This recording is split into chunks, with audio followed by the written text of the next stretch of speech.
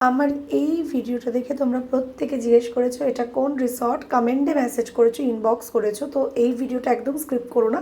মন্দারমণির কোন রিসর্টে আমরা ছিলাম সব ডিটেলস দেবো। এই হচ্ছে রিসর্টটা, যার একটা বিরাট সুইমিং পুল আর একটা বিরাট বড় প্রপার্টি নিয়ে রিসর্টটা তৈরি করা হয়েছে। যদিও মন্দারমণির প্রত্যেকটা রিসর্টই এত বড় প্রপার্টি নিয়েই হয়। আর দেখো, একদম কিন্তু রিসর্ট থেকে কিন্তু বিচ ভীষণই কাছে।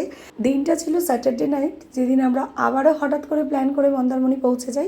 আর এই যে দেখছো রুম, এটা কিন্তু একদম পুলের পাশে বিরাট বড় রুম। আমরা ফার্স্ট দিন যেহেতু হঠাৎ করেই গেছিলাম, তাই এই কটেজ রুমগুলো অ্যাভেলেবেল পেয়েছিলাম। নেক্সট দুদিন কিন্তু আমরা ওদের হচ্ছে সি ফেসিং রুমগুলো পেয়েছিলাম, যেটা সেকেন্ড ফ্লোরে ছিল। আচ্ছা, রিসর্টের নাম হচ্ছে প্রশান্ত বিচ রিসর্ট, যেটা মন্দারমণি বাজার ক্রস করে তাজপুরের ঠিক আগেই। ঠিক আছে, রিসর্টটা দেখতেই পাচ্ছ বিচ কানেক্টেড।